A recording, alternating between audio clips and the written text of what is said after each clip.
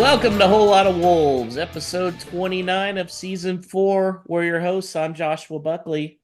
I'm Paul LePage.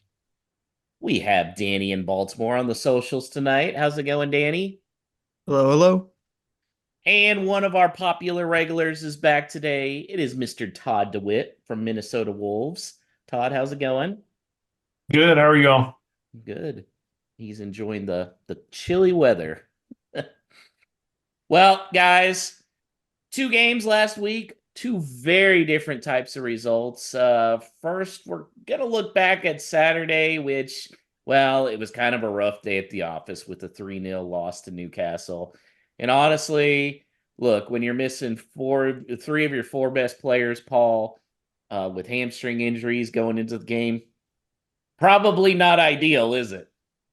Not really. It kind of dictated that the first 11 was picking itself. And especially really when you saw Joe Gomez coming out of that as well prior to kickoff in a game, an opponent, particularly away from home, that you'd think he'd do well in. But I think it was the case of they left it all out on the field on Wednesday. So they're kind of left with the bare bones to pick from. Left all their hamstrings on the field. They should have been sewn up a little bit better. And it really hit early on, Todd, just a poor goal that was conceded, and that was a sign of things to come. Who was at fault for that one? Oof. Man, it's so tough to put blame on anyone specifically. It was just a fluky little thing that we should have had covered, but didn't. Takes a gnarly deflection, and I don't know. It's just hard to accommodate and plan for stuff like that. I think it's one of those, if that scenario plays out again, 9 times out of 10, it's blocked, it goes out for a corner, it goes the opposite direction. I think that one was the lucky one that resulted in a goal. Sometimes it happens. It's soccer. But Danny, did you still kind of feel like we were in the contest, especially when Toddy's header, nearly went in? Yeah, I mean, from this season, I feel like we've been conditioned to start to feel like we are always in games. But I will say that this one felt a bit different. I think it's just the 2 quick games leading up to this. It just felt like there wasn't a lot of energy out on the field on either team, to be honest, because Newcastle, lest we forget, played in the FA Cup the day before us, and they went to extra time. And it just felt like that goal was particularly important, as fluky as it was. That I think that the players were still mentally up for it, but I'm not sure that at that point a comeback was ever going to be really possible. It's hard enough at the best of times to complete any kind of comeback against any team. But when you just had 2 games with 2 days of rest between each of them, that task becomes monumental. So I thought we were still moving it well enough and finding little pockets occasionally, but it didn't have the same energy as some of those previous comebacks have felt like. Yeah, and then Todd giving up that second goal right before halftime was really a killer. I felt like, one Ugh, should be okay, but that second one hurts. that second one felt like a dagger. Hmm. It's just the way it came about right before half. My hopes for a comeback were pretty pretty dashed at that point. To concede in that way again, like just poor defense. Man, I said I wasn't gonna drink before half, but that goal, I was ordering a beer. Yeah, it was tough. And then I started drinking as well, Paul, once we heard at halftime, oh, here comes Bentley replacing Saw, and here comes Fraser replacing Neto. And suddenly, from 3 of our 4 best players out, we had our 4 best players out and our starting keeper. Whole lot of hamstrings should be the motto of the team now, right? I think so.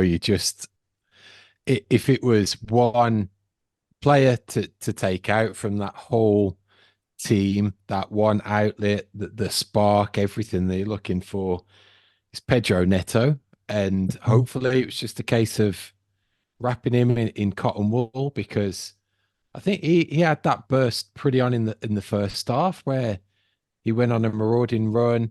He looked really dangerous. They were scared to touch him in the box. And you genuinely thought that could be a game that he could thrive in. And that's where the creativity came from. So I'm just hoping that that was just purely precautionary, and they're doing everything in their power to keep him as close to 100% as possible. And that withdrawal was done for those reasons, because it just didn't give you any confidence going into the second half that they could pull anything out of that game. Even scrapping 2 goals back and coming away with a point would have been miraculous. Yeah, I was okay with Frazier coming in, but I was hoping it was not Neto. And for the record, Neto was taken out for hamstring tightness, which I don't think you can fault them for being a little precautious after Huang had the same thing the week before and ended up going down now for 6 weeks. Typical Wolves, Todd. They were still trying to battle back. A couple good chances, one by Frazier, a really good one Yeah. by Sarabia that would have kind of rivaled the Tottenham goal. Did you have any hope there? A little, but not much. It just kind of felt like we were the little engine that could. There's like no matter how hard we tried, we just couldn't quite find the back of the net. After Toti missed his header in that first half, I was like, this might just be a game where we like, despite our best efforts, just can't find the back of the net. Unfortunately, that was right. Yeah. And unfortunately, Danny, Newcastle found the back of the net one more time. I mean, just kind of an ugly goal where it seemed like nobody wanted to foul him in the box. And so he just went right through. Yeah, I mean, it's one of those where you're looking for another goal and you're not that surprised when you concede one instead, because you sort of pushed everybody up. And it's not like, there wasn't a chance to take the ball off him, but just a messy goal, and it doesn't look great on anybody, because it looked like we'd sort of slowed it down enough that there wasn't going to be a shot, or not a strong enough shot. And I'm I'm pretty generous, I think, to not generous. I don't know.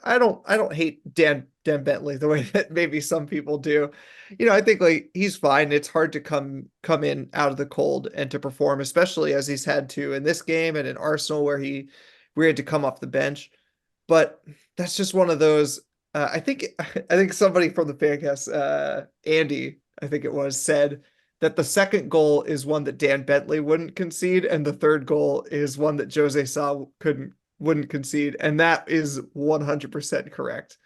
Um, it's just one of those that you look at and you're like, I know Jose Sa would have been faster to get to the ground on that one. So it was a bit frustrating, but that was definitely at the point where at best we're going to get a consolation, and probably not any kind of equalizer. So Well, and keep in mind, a lot of people have their backup keepers getting time during cup games, and we did not do that. Wolves have gone strictly with Saw, which I think was the right idea, but then you're definitely looking at somebody who hasn't gotten a lot of playing time. Todd, a little mixed news after the match. Saw and Neto both precautionaries. Gary O'Neill said that Zhao could have made the bench, but then, of course, he dropped the news that Huang, who he had said earlier in the week, shouldn't be that bad. Now it's 6 weeks. Starting to get a little concerning now.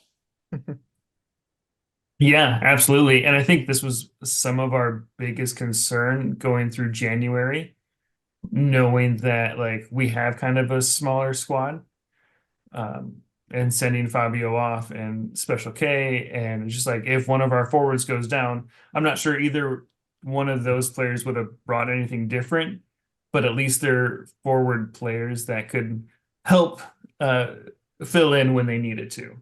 And then I like Frazier, but I don't think he's quite ready to make this step up for a starting position on this team. I just hope that our medical team is working magic and protecting those hamstrings and can get everyone back, especially with the cup games coming up, because I think like that needs to be our focus currently. Is like we're safe, we're doing well in the cup, let's focus on the cup. Yeah, I agree. Paul? Big one for me here is that it's another example, and regardless of the game management and his time away at the Asia Cup, but we cannot get a full season out of Wang.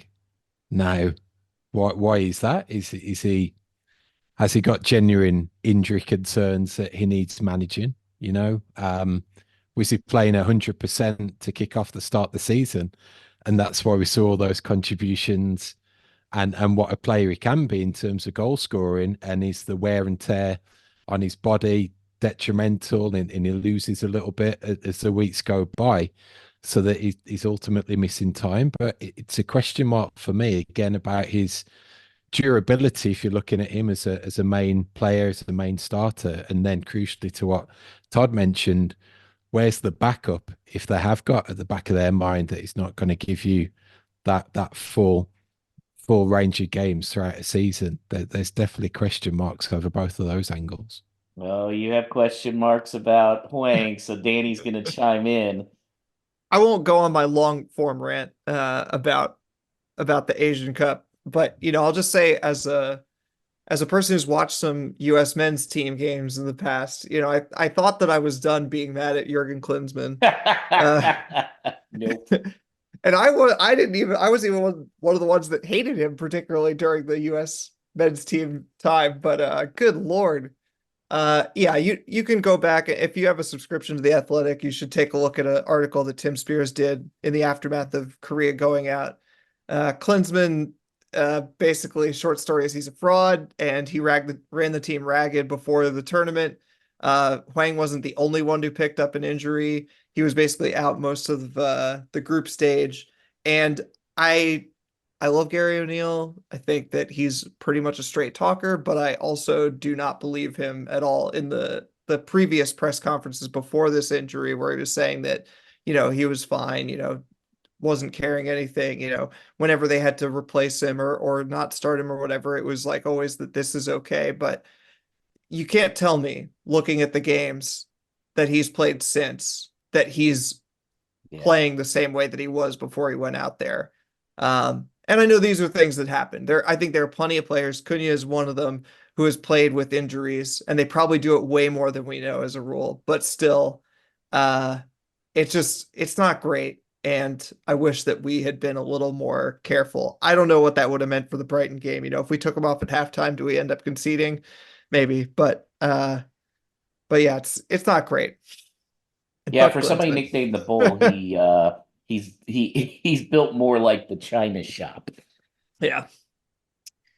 But hey, we did have a good result, guys, and that was the 1-0 squeaky bum FA Cup midweek victory. Whoo, it was a doozy. Got an early goal there and then just kind of held on, right, Paul? It was like a great start, very untypical Wolves to do that pretty much right from the get-go. So that gave you a sense of confidence, but then it really kicked in that it did turn into very attritional, backs against the wall, really defensive performance. Probably the opportunity for us as the home team to be the away team, and our likeliest route for a second was on the counter and into the second half, and Neto had that breakaway chance, and I thought he was going to put that away, and that would really sum up the game in terms of how we set up and what our game plan was. But I thought, considering there was change in the team, some of the players that came in did really well, admirably, and it was great just to get that progression into the next round against an opponent that's often been a real challenge for us. So really, really great to progress. Todd, do you think there was little extra pressure? Because I'm sure some of the players had to know too that they had drawn Coventry City at home for the next match. I mean, at that point, you're going, well, hell, we win this, we could get to Wembley. Like, very realistic. Yeah, absolutely. it's weird that they did the draw so early before all the Yeah. games finished. Yeah, I agree. I mean, sure. Yeah, but I think like just players maybe having one eye on their next opponent. Like if we get past Brighton, we got maybe not an easy game, but an easier game than we currently have. Um, I don't know. Yeah, I think there was just some incentive. We want to get past Brighton. We want to get past this team who's kind of been a banana peel for us and move on to a easier side or a championship side and get to Wembley, get back to that semifinal. Although, Danny, I will say that, the joke has always been Wolves struggling against those blue and white teams. And then Brighton came out in different colors. I felt good about that. Yeah, I guess we're putting some demons to bed this season. We really are. This FA Cup run has been good for. Yeah, Mhm. regardless of what ends up happening by the end. Although if we go out again in the semis, somebody have some old demons back to haunt us. It's going to be tough, but Paul, just getting to Wembley would be a hell of an accomplishment, especially for those of us that predicted it before the season. It would just adding this week together, really. The expectation that we beat Sheffield United, we scraped through that one, having that progress in the cup, phenomenal, and then losing and not looking so great and doing it on Saturday, pretty much sums up our season. That with that mid-table team, we've had some good results against better opposition. We've lost to some worse opposition. We haven't won the games against the teams around us that would propel us from the 12th to 10th spot to the 8th to 7th to really contend for that lowest path into Europe from the league. So I just think it is generally a reflection of how good our season has been, even with the results. And if this cup run continues, it is kind of the icing on the cake. And I think if we do get through this next one and we get to a semi-final, I think it'd be amazing for O'Neill. Even if we don't go beyond it, I think you can't ask for anything more of him and this team, of what they've been able to produce for the season. You know what? This team deserves something. This team deserves that trip to Wembley. I really feel like it. Because they have basically given the finger to all the pundits who had them being relegated and to Lopetegui. They deserve this. Paul, we were all excited thinking it was going to be meetup time on Saturday the 16th, and then they pulled the banana out again, and it's a 6:15 a.m. Central kickoff. Isn't it 7:15 because of daylight savings? Oh, yeah. That's Right? a great question. Yeah, it's 7:15. 7:15. Yeah, are you guys shotgunning beers though? Still? Absolutely, I'm in. He's You in no heard it, matter Danny. what. I thought that was just like a Black Country Derby thing. Nah, Now I it's think just like it's an FA Cup thing. Definitely. Shotgun a beer before every FA Cup game All right, I'll until join we in it with you win guys the this FA time. Cup. Get me on the It's- FaceTime. I'll join in. It's a tradition now. Yep. Yeah, jump in. Whole Lotta Wolves is looking to expand its squad, so if you enjoy working in the creative capacity and share a passion for wolves and graphic design, you could be the perfect addition to our growing crew. If you're interested in learning more, drop us a note via email at hello@wholelottawolves.com or reach us on X at WLWpod. Well, next up on the docket for Wolves is a home match against Fulham on Saturday. It's at 10 a.m. Eastern, 9 a.m. Central. And to help preview the opponents, we're joined by the host of Cottage Talk, Russ Goldman. How's it going, Russ? Thanks for having me on, guys. I look forward to talking to you guys about this match. I always have a lot of respect for Wolves, and it's not going to be an easy match for either side.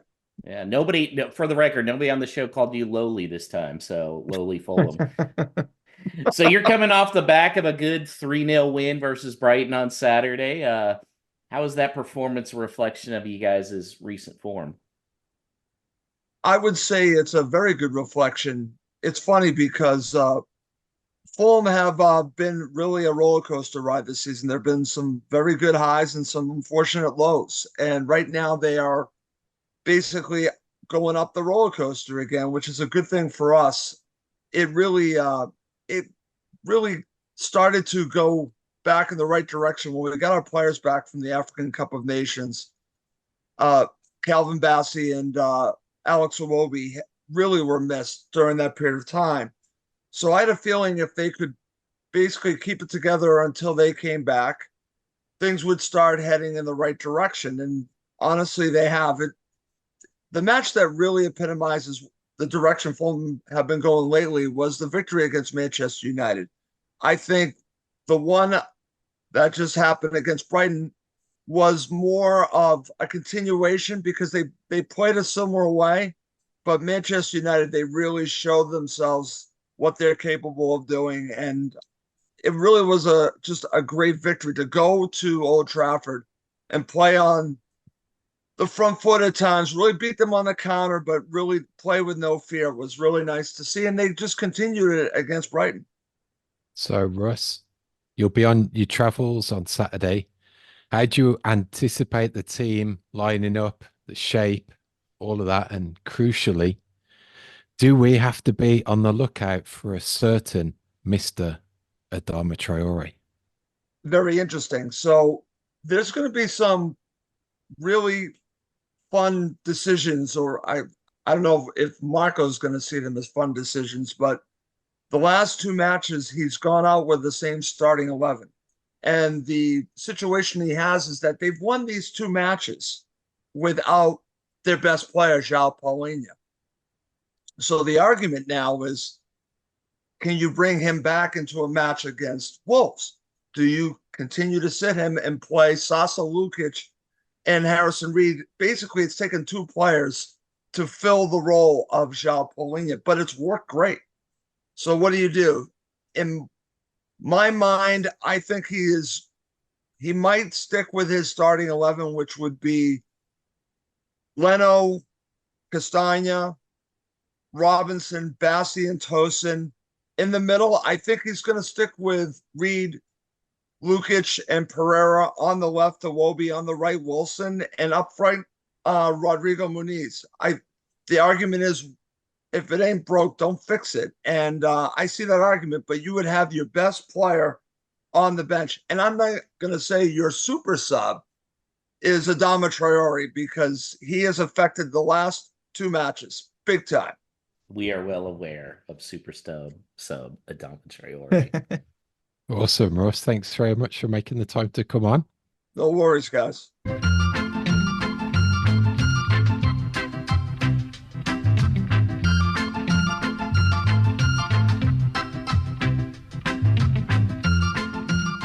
Thanks to Russ from Cottage Talk.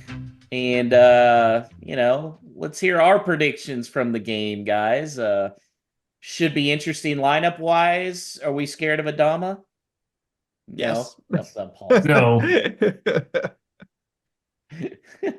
I know Todd wouldn't be. So let's look at last week in the prediction thread. Yep. Whole lot of nothing against Newcastle. That's okay. We did against Brighton. Paul, you got another. Oh, wait, no, that's 3-1 Brighton. I'm sorry. I got the one. You didn't get the one. I had the 1-1 draw, remember, with the 9-8 to PKs. I'm kind of glad that didn't happen. I think it would have been the death of me. 1 point each for Alex and Danny. So, Danny, let's start with you in this Fulham matchup. What do you feel? Oh, I am not confident. I've got a good friend who's a Fulham fan, and I've been talking to him about it. It's just, I don't know. In the early part of the season, before the reverse fixture, they kept beating teams handily who then we had to play, and we'd struggle against them. And now it feels like some weird reverse situation where now it's just like they're getting wins at Old Trafford that they haven't gotten for 20 years. Traore is suddenly assisting and scoring every single week, and it's just like I don't know, the wave of inevitability just feels like it's sweeping over me. So I'm gonna say 2-1 to Fulham, which makes me very sad. Ouch! You just kicking Brian Donnelly I hope I'm wrong in the butt there. You're a meanie. You're a meanie. 2-1. Todd, what are you thinking? 1-1. With as many injuries as we have right now, it'll be interesting to see who comes back and who can fill those gaps of our attacking players. Yeah, 1-1. But I think Adama has a very quiet game. You hope Adama has a quiet game. He doesn't scare me. Whether he's on the right or the left, I'm very confident in Semedo and Aït-Nouri's abilities just to pocket him. What's the likelihood that Toti gets sent off for fouling Adama? Ooh. Yikes. I think there's a good. Oh, I don't want to think about that one. Or honestly, any one of our center backs. Yeah. Oh, I don't want to think about it. Yeah, see, now you're scared. Paul, are you gonna end the Debbie Downer on this here? I'm not. I just think Jesus we're in a Christ, you little guys. I think we're in a little funk at the moment, and it is down to the absences and just the way that we're gonna play out the rest of the season, where that focus is 100% on the cup now, and the team will be tweaked accordingly. And again, it to a little like what's already been said, it sometimes there's those teams in a season that just feel like they've got your number for whatever reason, and it generally feels like Fulham does. And I'm not so scared about Adama Traore, but who I'm petrified by, and it staggers me to say it, is Alex Iwobi, because he always fucking scores against us. So if he's playing, I'd worry with our midfield potentially if they've got that fluid forward line of the three behind that sole attacker. I'm a little worried on Saturday. I'm going Wolves 0, Fulham 2. Good God. Don't worry, Brian Donnelly of Charlotte Wolves. I got you. I was hoping to make it to this game, wasn't able to because of some family issues, but I had confidence back in early, still have confidence. Yes, Adama's going to get an assist to somebody, but I am going to say a thrilling 3-2 Wolves win. Does Adama get an assist to one of our Where? goals? It should be. Todd is just so How? angry right now. Huh? I mean, I am flattered that you think we can score 3 goals currently, but where are those goals going to come from? Fraser hat trick. Oh, I love Your it. hat trick. Look, I mean, we've been getting Lamina and Gomez. I think it's about time we get a center back to score. It seems a good time for an Aït-Nouri, especially if Adama's on him on defense. That could be helpful. And how about Sarabia with the winner? See, I can come up with it. Yeah, See, yeah, it's it now.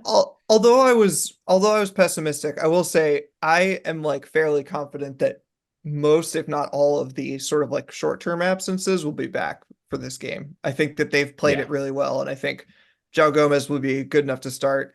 Neto will be good enough to at least be on the bench, if not start. So I'm like positive about the lineup. I'm just not positive about this moment. Bunch of haters. I'm sorry. One little bit of good news that also came out last week was we are not going to be facing FFP stuff, Paul.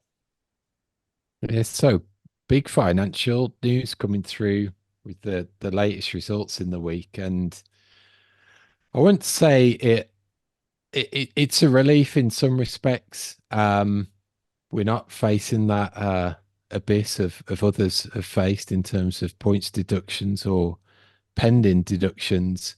And I think it does point to what can be a fairly bright summer. I think if we're anticipating a major sale, I think that'll free us up to be quite fluid in the movement that we can extend to bring players in.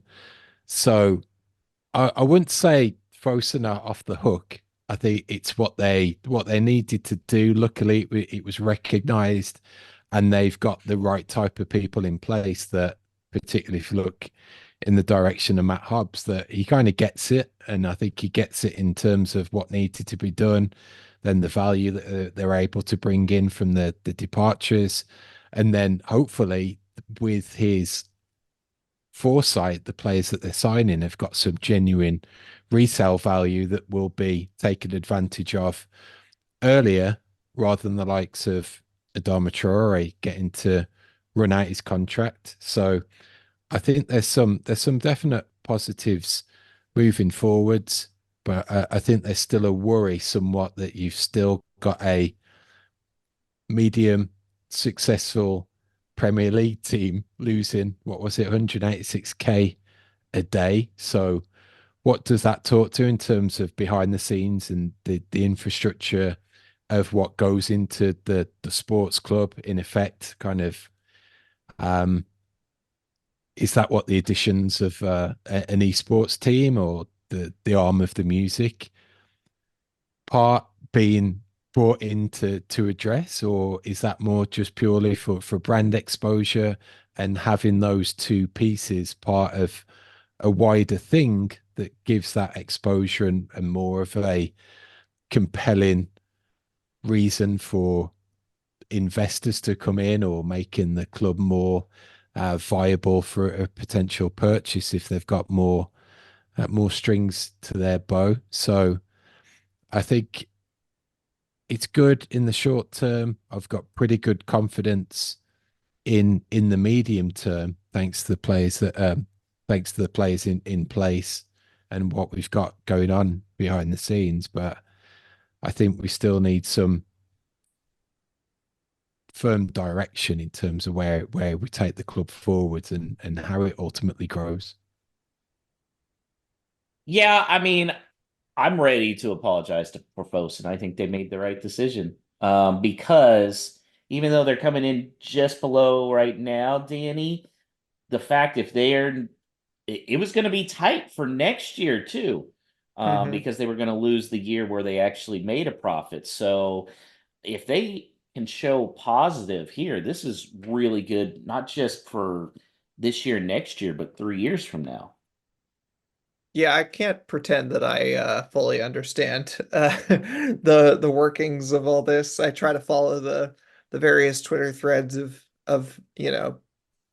public accountants and everybody else who analyzes it. But I will say that it is fun to just be able to sit back and look at the other teams around the Midlands who might be struggling in the coming windows. So that's at least a relief in the short term. But beyond that, I can't say I have any kind of take or expertise on this at all. Yeah, Todd, Aston Villa had a loss last season of 119.6 million. Okay, they had the positive previous years, which helped them out, but that's about to go away with all those Grealish funds on the 3-year period. Like, there's going to be a big sell-off this next year, ain't there? Oh, I love it. I just saw that news before it came on, and I was like, oh, it's going to be the chaos, the drama behind all these FFP regulations. I just love it so much. I don't fully with Fosun. I'm still very skeptical of them, but I'm glad they kept us in good financial standing. At least they've done that. But yeah, I am very excited for Aston Villa to deal with all this stuff in the next coming windows and seeing what players they're going to have to sell. I'm getting the Lopetegui vibes from it a little bit, that Unai Emery will see that and be like, shit, what have I let myself in for? So the next decent job that comes around, I think he's going to be playing the managerial tinder as well to see if he can get out of that. Ooh, now that's something I hadn't actually thought of. What if Villa sneak well, not sneak, they're in there now, but what if they get a Champions League spot, but then Manchester United come in and say, Unai Emery, what would you think about coming to Old Trafford? That doesn't feel a million miles outside of the realms of possibility. Yeah. Can be very interesting to see. But I think thankfully Wolves won't be facing a point deduction this year, so that's important. No Stupid Questions is presented by Esfuerzo Wines. Located just north of Santa Barbara, California, Esfuerzo Wines showcases passion and 3 generations of winemaking in every bottle. So whether you're celebrating a Wolves victory or winding down after a day at work, let Esfuerzo Wines transport you to the heart of California's wine country with every sip. For a limited time, Head to esfuerzowines.com and use the promo code WOLVES for a 15% discount on your wine purchases. This message is intended for those of legal drinking age. Do not drink and drive. Excessive alcohol consumption may be harmful to your health.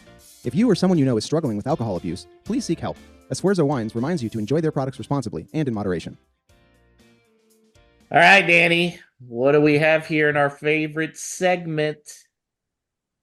That's right. We've got Stu, occasional guest, and of course, fixture of the Wolves fan cast, says he isn't a fan of the cost and quality of the new MLB jerseys and asks, no one is, no, whether we're happy our kit deals are club specific, changing every 3 years or so, rather than being tied to a collective manufacturer selected by the league. Josh, you probably already have a view on this. Yeah, I do. So, I like that they keep the same manufacturer, especially like you see MLS with Adidas. They just got super lazy. Now, the one thing that I do like that MLS does over the EPL is they rotate, so there's only one new kit every year instead of 3 new kits every year. Like, for instance, Dynamo this year, they have a new away jersey. Next year, it'll be the home one.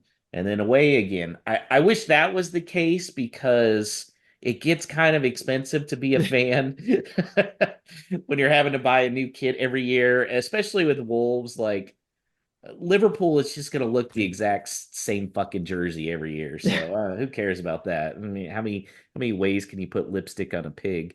But for some of these other clubs, it is tough. But it's been good. I feel like Castor's done a fairly good job. Although I'm curious to see after who else had Castor that dropped him? Villa. Yeah. So that's gonna be interesting to see what happens. I hope we don't go back to Adidas. I know Todd has a lot of thoughts on Adidas. Not necessarily. They were fine. With the MLS, they did get lazy. I don't know, man. Yeah, I loved how all these kits in for Adidas for the MLS, they'd be like, "Ooh, these are clean," and it's a white T-shirt with a logo on it. Something they got from Dick's Sporting Goods. It looks like they went on FIFA to create a kit, and it's just the most generic thing, but it's special. Yeah, I mean that's what you get when you have the same manufacturer for an entire league. Those big companies already want to just give you a template unless you're a huge team. And I think that they're encouraged to do that even more when they're cranking them out for every single team in the league. And my God, look at the jerseys for the NWSL, which all dropped on the same day. And it's just like the template quality of them is just like really frustrating. They all basically have these same away jerseys, just with different color swaps. So I will say, at least with this, unlike MLB, you don't see the Franken beans every time they bend over. Thank God. Yeah. All right, moving along. Self-admitted super fan of our guest, Michelle on X, saw that former Spurs keeper Hugo Lloris had a rude awakening to MLS life with the Snow Classico match this past weekend, which people probably saw on X/Twitter, him playing in quite literally a blizzard. LAFC traveled to Real Salt Lake. She asked which current Wolves player would thrive playing in some significant snow. I think given his genealogy, the Ukrainian, the Russia, that part of the world, and the futsal expertise to control the ball in those tricky conditions, I think Maximilian Kilman would absolutely thrive playing in snow. Todd, what do you think? João Gomez. João was going to be my pick too. Yeah. I just think you put him in a snow, a mess, a storm. I think he's going to relish those conditions, and his tackles are just going to have a little bit extra bite to them. He may pick up a card, even a red card, but oh man, it'd be so fun to watch. He creates his own heat. Yeah. It'd be that meme where it's a sliding tackle, but it doesn't stop, and it just keeps on going. Like all the way around the world in different settings and scenes. that'll be one of for Joe Gomez. He just slides off the pitch before the ref can give him his card. Yeah, straight down the Also, tunnel. a little potential for an 8 snow fro too. So we got that. He's so skinny. He's gonna be so cold. Who would be complaining about the cold the most? I know that whenever they put out training videos, Jean-Rickner Bellegarde is always the one who's bundled up. Maybe him. What's the climate like in Uruguay? Is Santi Bueno equipped to be in the snow? I have no idea. They're pretty south, so I would imagine during their winter. I think they're not elevated enough to be cold. I think they're still relatively temperate. So my geography's letting me down. That's a good one though, Santi Bueno. Yeah. All right. Moving along to Steve Young on Twitter again asks, "What's your favorite saying from English football?" He says he has a lot, but his favorite currently is Belland, which, Paul, I suppose this fits in with the no stupid questions. Can you give a proper dictionary definition for Belland? I was worried about getting asked this one. I was just going to try and keep silent as you went through all of these terms, but it's the end of a man's genitalia that looks like a bell. All right. Well, there we go. Mystery solved for American listeners. So it's very, very much like he's a dickhead. He's a bell end. Yeah. That's better than the C word, I will say that. Mine would be Brick Shithouse. I really enjoyed learning that one. Brick Shithouse. Did you learn that one from the Rob Holding clip? Yeah. Of him? Yeah. Yep. That's up there. That's pre-hair plugs for him. So do you want to know where that comes from? Yes. That is an outside toilet. Yeah. So it was a toilet built from bricks that used to be outside before proper sewerage. So it was the brick shit house. Did you have a brick shit house growing up, Paul? Strange enough, we did have an outside toilet, but it was attached to the house. So you could go out and use it, but it wasn't like an outhouse. You weren't like marching across the yard to go take a poo. In -3 degrees Celsius. No, I was thankful for that. It's the little things, right, Todd? Yeah, absolutely. Gosh, mine would probably be Muppet. Absolute Muppet. It seems so innocent, and it's not. I also find it interesting because Muppet is, I assume, in origin an American term. Wasn't it just invented by Jim Henson out of the blue as kind of like a puppet / something else? I wonder how that made the leap. Not that I assume these things are over in the UK. Aren't Muppets over in the UK? Yeah, I was aware the Muppets. Yeah. Now here's my question, because Todd loves 80s cartoons. Absolutely. Did you watch Muppet Babies growing up? Absolutely. Absolutely, yeah. Muppet Babies. That show's the best. Did they have that in the UK, Paul? Muppet Babies? Yeah, you're testing me now. I can't recall it, so I don't think so. Yeah. I guess for Paul and other British listeners, Muppet Babies was a cartoon version of the Muppets where it imagined what they were like when they were all babies growing up. Wearing diapers. Yep. It is. Great show. Great show. Incredible. For some definition of the word great, it was a great show. All right, and that was our last question. So remember, WLW Pod is our handle on X or Twitter, and you can also reach out to us on our Facebook page or by email at hello@wholelottofwolves for all of your no stupid questions. And of course, remember to head to our segment sponsor, esfuerzowines.com, and use promo code WOLVES to check out for your exclusive 15% discount. Alex has multiple times. I've done it a couple times. Great products. Todd, how can everybody get a hold of you in Minnesota Wolves? You can find me on Twitter at TODEWITT. That's my handle on every social media platform. With the donut. With the donut, I am Todd with the donut. Josh really appreciates that. Mm-hmm. But any match day, come to Blackheart of St. Paul where they're watching. There's usually a group of anywhere from 6 to 10 of us. Yeah, come hang out. I'll take you to a Minnesota United game or Minneapolis City. Since Josh thinks I look like a lumberjack tonight, I will go cut down a tree with you if you come visit. Yeah, let's hang out. And whole lot of Wolves exclusive. You can also hang out with Todd in Nashville, right, Todd? Yeah, absolutely. Come to Nashville. I'll buy you around, maybe, if it's not too expensive. Oh boy. Judging by Really the open a hotel can of prices, I worms. think they're going to jack up the prices of drinks too. Woof. Well, I'll smuggle in my own Malort and we can all take shots. Yikes. And Paul, do we have any news about further groups in their infancy?